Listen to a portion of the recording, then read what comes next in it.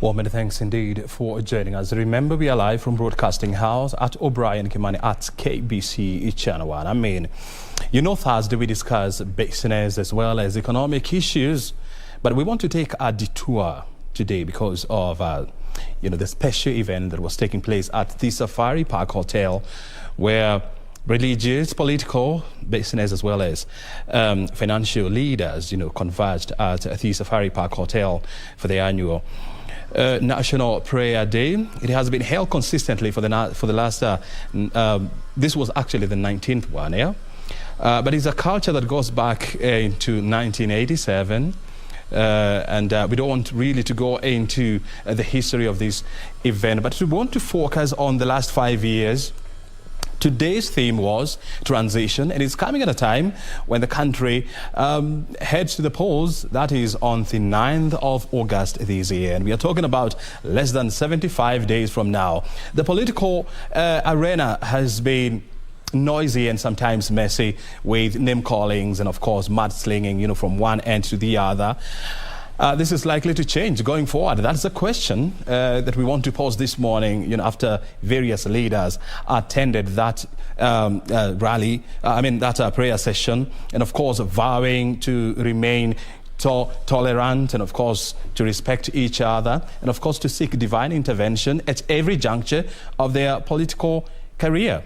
Well, we want to talk and discuss this issue with Bishop Hudson Ndeda. He is the National Chairman of Church and Clergy Association of Kenya. Thank you very much indeed, Bishop, for finding time to be with us here. First of all, I'm sure you have listened to the conversation that were taking place at the Safari Park Hotel with various political and religious leaders, making various comments. First of all, how do you wrap that up?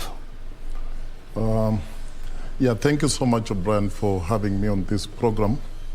And indeed, prayers are very important for our country and even in everything we do, even on personal life.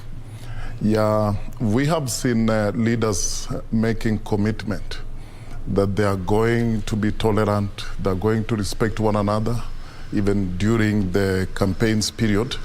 But what is important to know is that it is one thing to speak it with their mouth, but it is another thing for them to commit themselves to what they have said. And therefore, we want them to know we are going to hold them accountable. Yeah. To what they have said. If we see them speak to the contrary of what they said or what they committed themselves to at the Safari Park, we will remind them of what they said, because peace is a very key thing in a country. If we have to prosper, if we have to progress, peace is key. And what we are seeing in political rallies, indeed, it is not encouraging, because we are seeing insults, we are seeing name calling and such things, and such can easily take the country in the wrong direction. Yes. I mean, we have had, there was a conversation from, various political leaders saying that, going forward, we're going to see a very different, level of tolerance in terms of their political undertones. And of course, saying that they are now going to work together. And with about 73 days, to the general election, which is slated for the 9th of August this year, do you think they're being realistic? Brian, I think time will tell. But politicians are politicians. Well, we can say time will tell, but we can also refer to the past. Yes, when we refer to the past, we have seen them make such pledges, the promises that we will be tolerant, and especially during this prayer day. They speak what they have never done. So the past does not show us that they are truthful to what they say.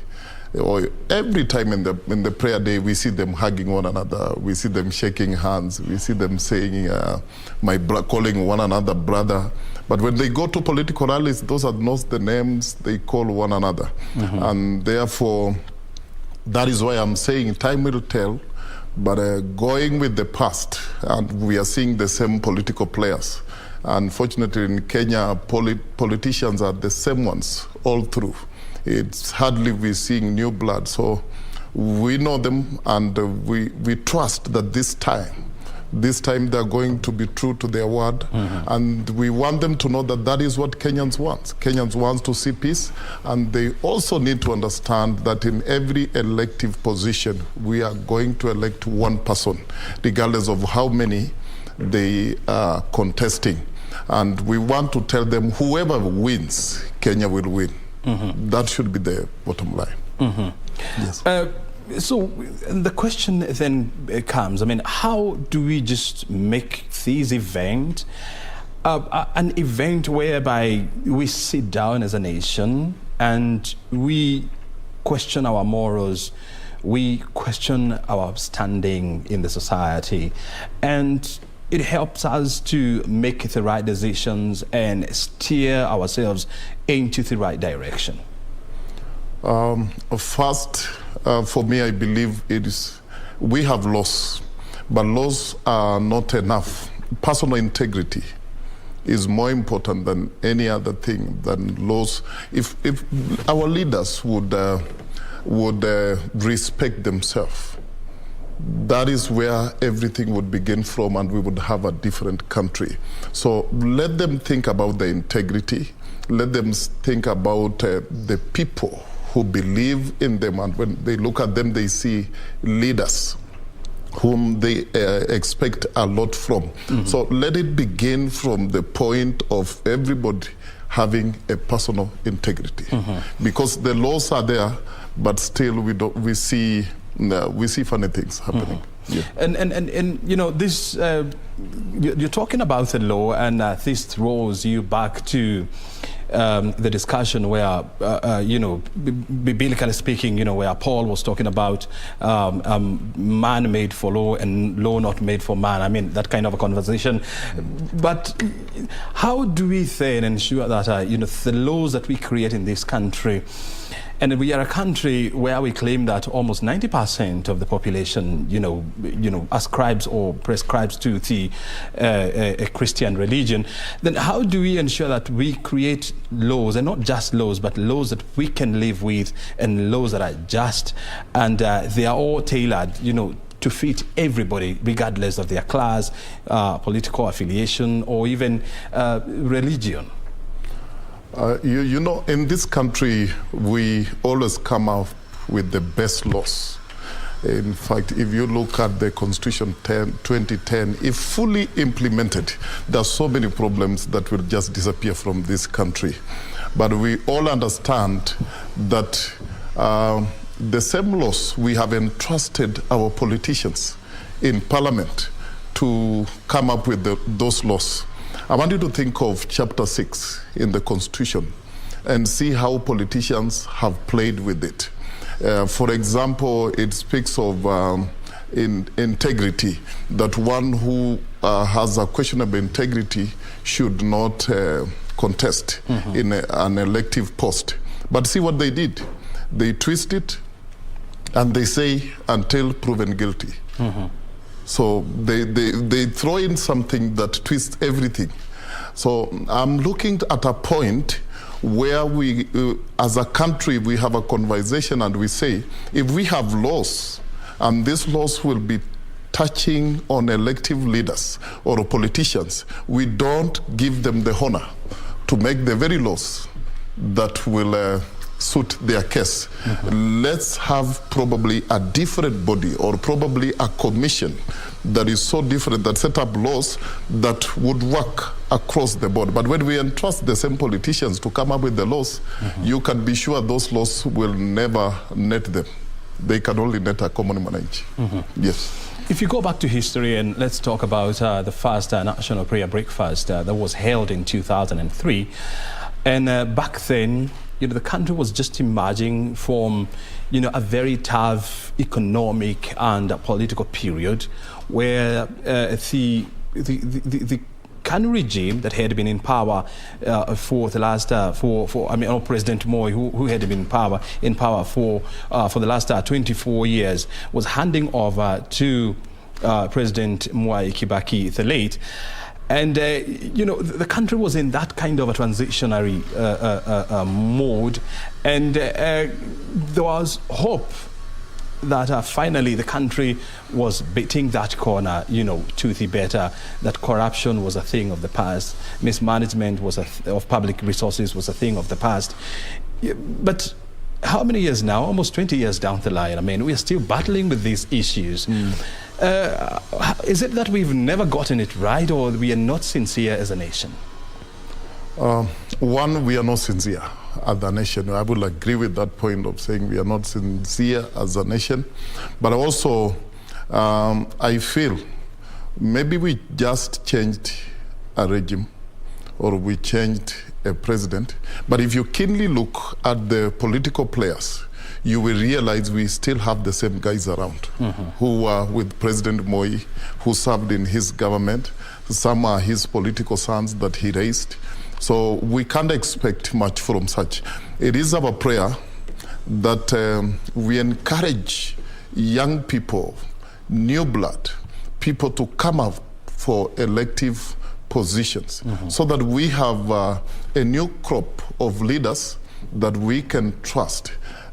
Because I believe if we have new leaders who have never been in the system, probably we will have a change. We will see things happening differently. But you're talking about new leaders who have never been in the system. And in the current parliament, we have leaders or people who are elected into parliament, very new, in the political arena. People who do not subscribe to the old political system. We have people who are 30 years old in parliament, 35, and that would be classified as new blood and young people in parliament. Yes, I agree. We have some young parliamentarians. We have new leaders in parliament.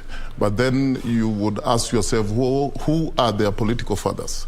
Because you expect where they're learning from will determine who they become. We want to see independent leaders, people who are thinking with their mind, people who are thinking right, people who are seeing Kenya as being more important than individuals, people who would want, who has an idea that the kind of Kenya they would want to see maybe 20 years from now, 10 years from now.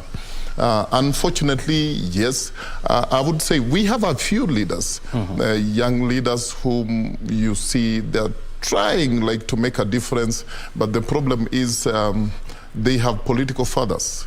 They belong to political parties, and these political parties are led by the very old guards who have been there before, even up to now. And sometimes I talk to some of them, they're my friends, and they tell you sometimes they have to take a party stand on many things. They have to take a party stand. They cannot have an independent decision, an independent mind on many things. And that is what is happening in parliament.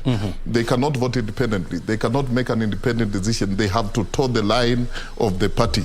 And I'm so encouraged that in this election, I've seen so many independent candidates coming up.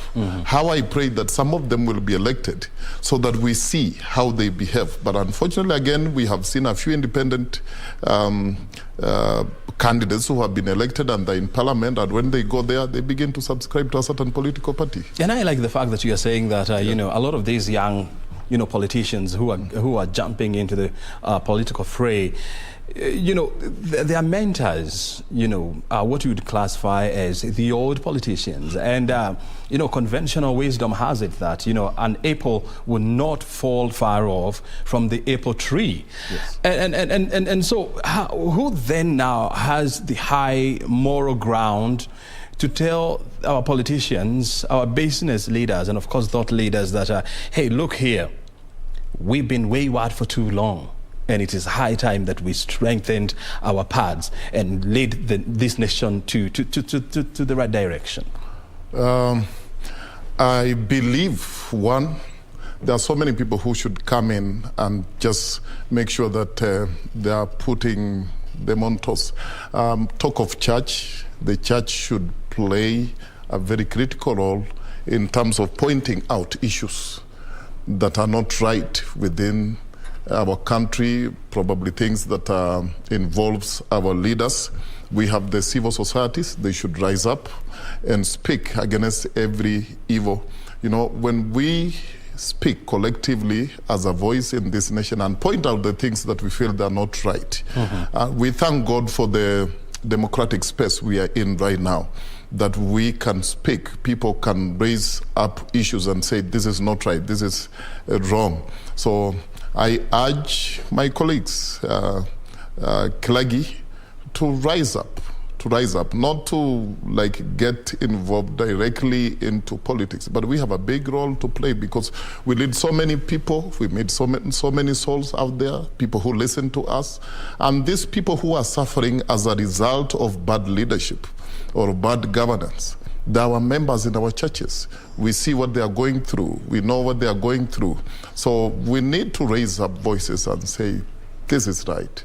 This is not right. Of course, you will not expect everybody to do. But again, if we take it, everybody take a personal space and say, as for me, I stand for the truth and I would want to support the truth. If we have a few people talking, I believe the atmosphere will change and things will change. Yeah. You see, this concept of a national prayer day, you know, is borrowed from the United States, where you know, the National Congress has been holding these events since 1953, and the whole idea was to try and repurpose the thinking or the moral thinking of the American politicians back then.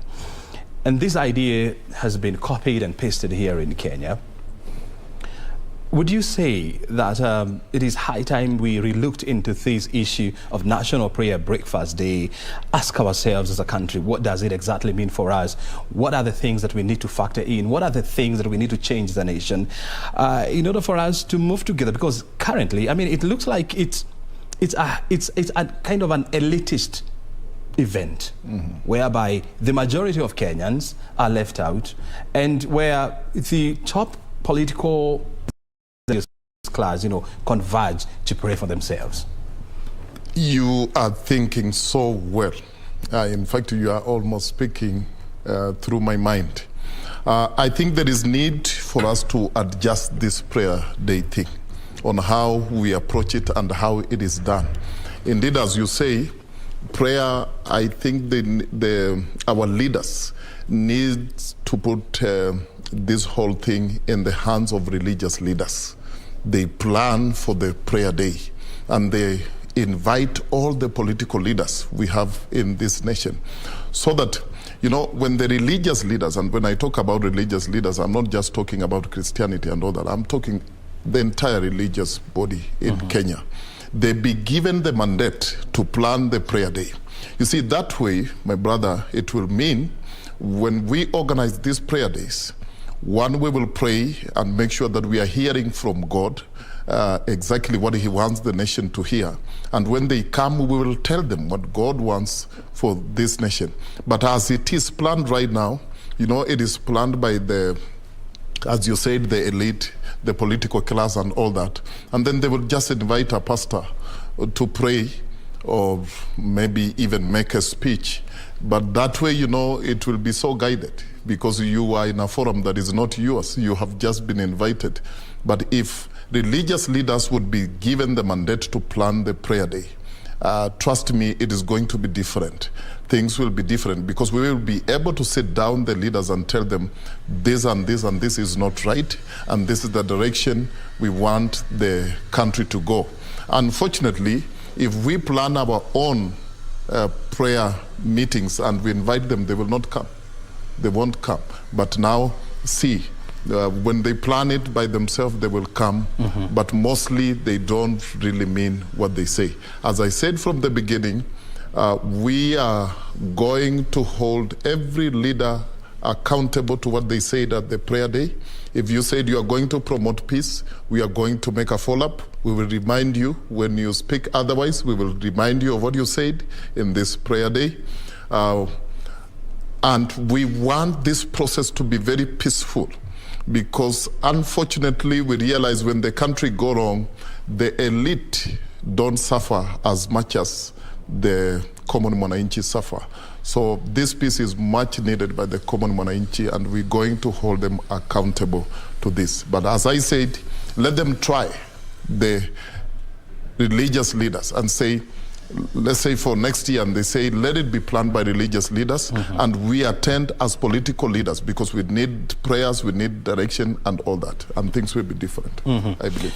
But we are living in a time when even the church itself, you know, or religious leaders, you know, they have lost the moral voice. We've gotten into a point whereby the modern day church is being seen as a conduit for people to become wealthy.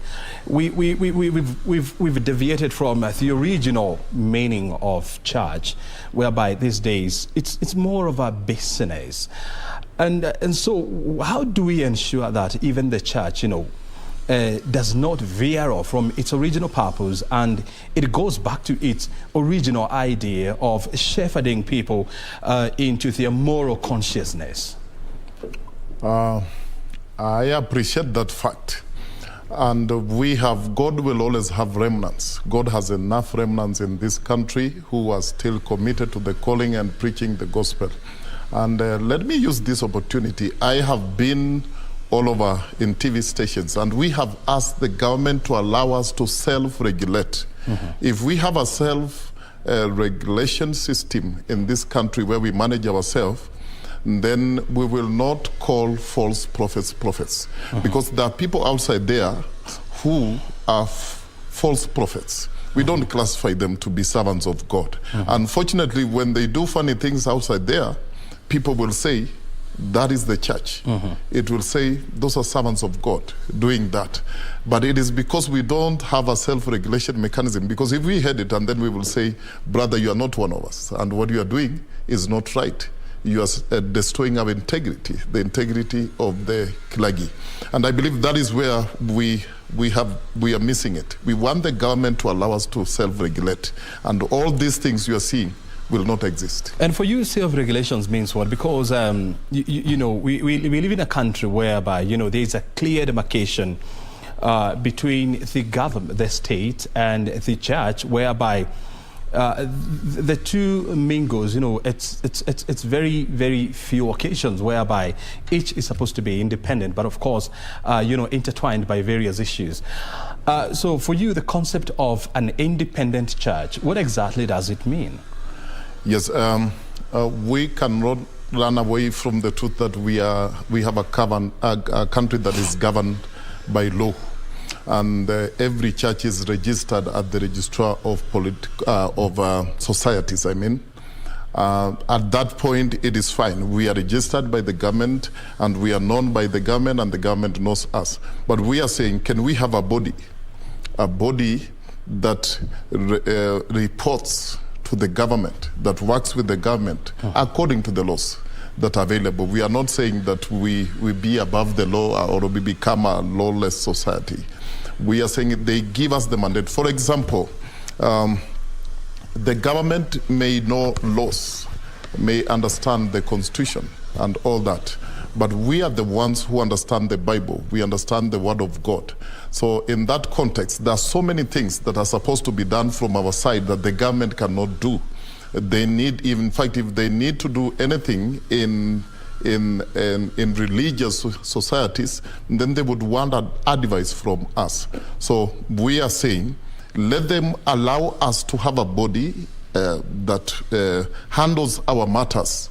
And we will be able, as I said, from the word God, to weed out those who would just come from the back door and do things that does not look like what a Clergy should do or how a Clergy should behave. I can tell you for free, some of the things that are happening outside there, we don't agree with them. We don't. But we have no authority over those people, and there is nothing we can do about it. Yes. And also, bearing in mind that, Kenya is not a theocratic state. We are a secular state, where people are allowed to believe in different dogmas, in different forms of worship experience and so much, whereby even people who do not believe in anything, are allowed to thrive and to live. So where do you then bring on board people who do not subscribe to any religious lining, or people do not have any affiliation to religion, because they also need it on on the table of decision making? Yeah, I get what you're saying, and it is very right. We are in a country where we have a freedom of worship. That is the word. And that is why you see different kind of worship going on in this country, and nobody can interfere because that is what they believe in. But when we talk of coming up with a religious body where we can self-regulate, we are bringing everybody on board, where we can have a platform where everybody is on board. But we don't want to interfere with what the Muslims are doing. And the Muslim would not want to interfere with what Christians are doing. We don't want to interfere with what Hindus are doing, because that is their faith. But can we have a center where we have all of us together, so that inside there we will have people from all the faith, and they will be looking at the people who prescribe to their faith and make sure that what is happening, there is no extortion, there is no, people are not just going beyond the doable. So you are envisioning a situation whereby you have an institution that looks into the moral standings of, for example, the Christians, and another one for Hindus, and another one for Muslims, and another one for atheists. But at the end of the day, they have this national umbrella body whereby all of them, they converge and discuss various issues. Yes. And I remember, and I know for sure that in this country we have what you call the National Council, is it the National Council of Christian Churches or something like that? Churches of Kenya. Yes. NCCK. And NCCK. So are you trying to say that we need to form something that looks like NCCK, or an NCCK for every religion? No, that is not the point. And indeed, it is important to know you've spoken very well about umbrella bodies. We have umbrella bodies in this country, and NCCK is just one of them. Church and Clergy Association of Kenya is another one. We have Evangelical Association of Kenya, and some more. And therefore, that is in order. People should be members of an umbrella body they wish to belong to. But we are saying, within the government, can they create an office of religious issues? Religious issues. In fact, we are even asking for a ministry fully pledged with a minister who deals with religious matters in the country. And that minister should not just come from outside there. He should come from amongst the Clergy, somebody who understands what religion is, somebody who understands what our faith is. They don't just impose somebody on us, who, like what is happening right now. We have people who are registering churches, and some of them have they know nothing to do with the church. They know nothing to do with Christianity. And some of them would even want to ask you questions about Christianity. And in fact, you are the one who are supposed to ask them the questions. That is the point I'm making. And for you, you would want to have it, to have the highest representation of religion, at the cabinet level, if I'm getting you right. Yes. But when you talk to people out there, they will tell you that religion is not our biggest problem, actually, in this country. Yeah. Our biggest challenge in this country is poverty, is corruption, is our moral standings. And so religion will be at the periphery of everything. So how do you convince people, to get to a point whereby now we thrust religion, into our deep conversation, into our what you call quality conversations and ensure that, yes, the issues of religion, are critical and become critical to our existence as a society? Well, let me tell you how religion is important. Probably all the things you have mentioned are very important, but religion is very important. Do you know how many lives we change?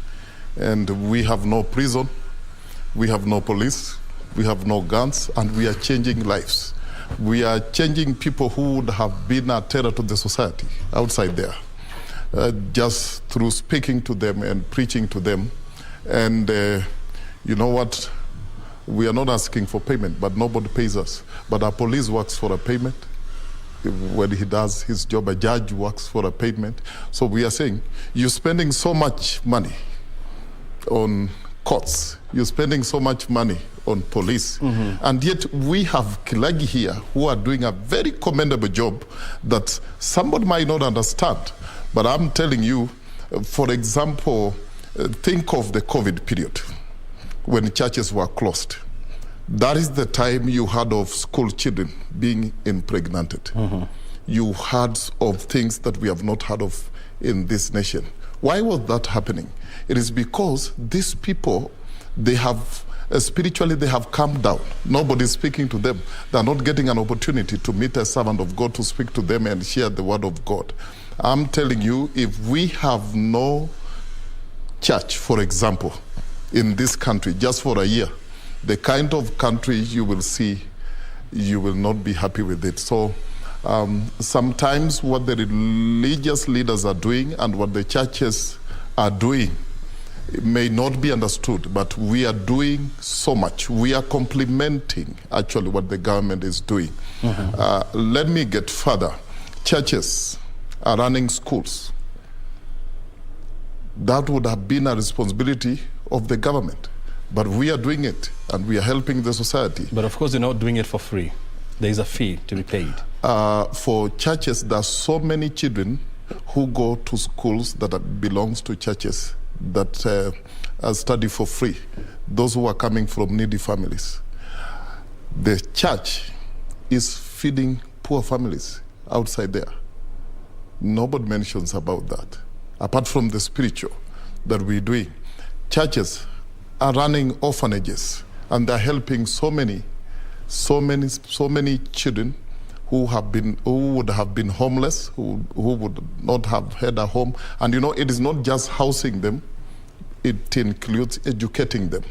So there is so much. If we want to speak about what the church is doing, it is so broad that we would really want so much time to speak about. But we are complementing the government in so many areas. But you see, church ministers are supposed to, the congregation is supposed to take care of, church ministers and church, or people who serve in the church. And, when you read, the book of 1 Corinthians, 9:13, and Paul was very clear when he said that, do you not know that those who minister the holy things eat of the things of the temple, and those who serve at the altar partake of the offerings of the altar? And he was very clear that if you are a church minister serving the church, then you are supposed to partake from the church.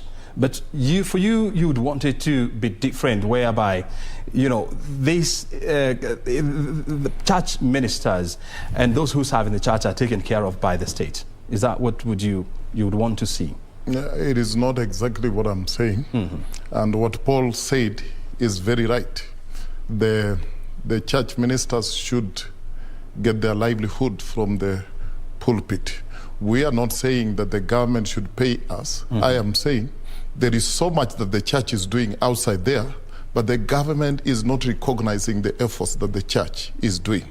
The only thing they see is when we have one person who has done what is not right, they amplify that. Why can't they be like applauding those who are doing great jobs and say that there is a church there that is running an orphanage? Let's support that. You are not supporting the pastor, but you are supporting the children who are there.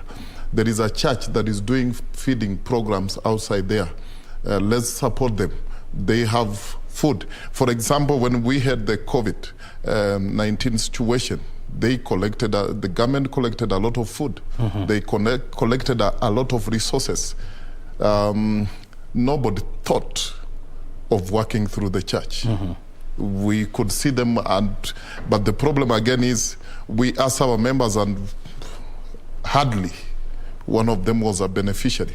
So we are saying the government should learn to work with the church because we are complementing one another. That is the bottom line. That is the point I'm trying to raise. Yes. You see, listening to the speakers who attended, or the religious speakers, who attended the National Prayer Breakfast Day at the Safari Park Hotel, I mean, and one of them was Bishop Anthony Moheria, the Archbishop of Nyeri, and he said it very clearly that our political leaders, they have the moral obligation, to give the society, the direction that we are supposed to go morally, because they are always in the media, they are always talking and so much. And so when they get it wrong, then they are sending the wrong signal, to the society. But how do we make that point more relevant to our politicians, especially now as we go to the polls? Yes, politics has a way on how it really influences people. I agree. Just as the clergy is. And indeed, our leaders, if they speak positive things, they will see a transformation in this country that has never been experienced. For example, we know that sometimes people have been fighting. We've had clashes during electioneering period. And without pointing a finger to anybody, sometimes we hear that politicians are involved. Suppose they used that energy positively and did a positive thing and talked of peace and promoted peace, and every politician is doing that across the country, what kind of a country would we have? We would have a very peaceful country and all that. But unfortunately, politicians are very selfish. They think about themselves. They think about how they will get that seat. And some of them, they don't care how they get there. They really don't care how they get there. It's just arriving there by all means, whether people will lose life, whether people will lose their livelihood. And that is something that should really be discouraged. And going by what has happened in the meeting and the prayer meeting at Safari Park, we really want them to keep that word. I will keep on coming to that. If they do it, even just for 1 month, they will see political temperatures coming down. Because what happened is that when we have politician A insulting politician B, for example, in a political rally, they should expect that politician B will also mobilize their supporters to respond. And that is where war comes from.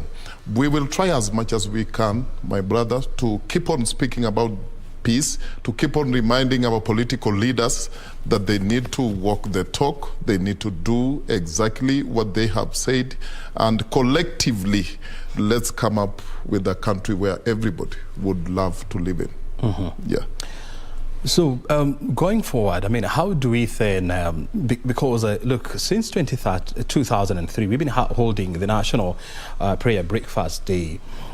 And one would expect that, based on the experience and on the comments of the past breakfast days, I mean, you would expect that as a country, I mean, we would be a different country altogether. But look, I mean, 2003, 2004, 2005, 2006, 2007, the country went into, political infighting. We almost went under, because of the instances of 2007, 2008 election violence. Then you'd have expected that, will change with the prayers of 2009. Things never changed. I mean, we were in it again in 2013, again in 2017. People lost their lives. So how do we make the prayer breakfast of the future, of next year, but one, of 2030 going forward? How do we ensure that they create an impact in our society and they create that moral awakening within ourselves, to continue coexisting and living together harmoniously? How we do that is what is written in 2 Chronicles, chapter 7:13 going down. God says, when people leave their wicked ways and truly repent and seek Him, He will heal the land. So a lot of what is happening is hypocrisy. It is not they are not standing for any truth. They're just doing it for the purpose of that particular meeting. But when we come to a point where we reflect deeply in our hearts, we look at what is happening in the nation. We look at the effects of violence, and then we search our souls deeply. I think we're going to see a difference. Unfortunately, I will keep on talking to our politicians. They're never sincere. Right now, you see all of them running to church. They're going to church, and when they go there, they don't speak with the slogans they use in their political rallies. They say, praise God. Because they know the people in church, that is what they want to hear, but it is not coming from their hearts. It is not coming from deep inside them. So it will go back to what I said. Let us look at our personal integrities as a people, as a person. Think of what is right. Do what is right. Do what you feel that if it is done to you, or probably it is done to your brother, your son, your daughter, you will clap hands and say that was good. But if you feel that what you're doing as a politician, probably incitement and all that, if you feel that if it is done to your own people, it will not be good, then it will never be good for anybody. And therefore, kindly, let's have our leaders uphold the highest integrity in terms of thinking about others more than they think about themselves. Very good. Yes. At that point, Bishop, we come to the end of our conversation with you. Thank you very much indeed for joining us and, of course, for sharing with us those insights. Of course, we've been talking to Bishop Hudson Ndeda. He's a national chairman of the Church and Clergy Association of Kenya. And our conversation revolved around the National Prayer Breakfast meeting that was held this morning at the Safari Park Hotel. Well, we'll be getting into the next conversation with a man who attended this meeting and, of course, representing the business community. You're watching BizCheck, where we are live from Broadcasting House. My name is O'Brien. Kimani, stay right here. We are back shortly.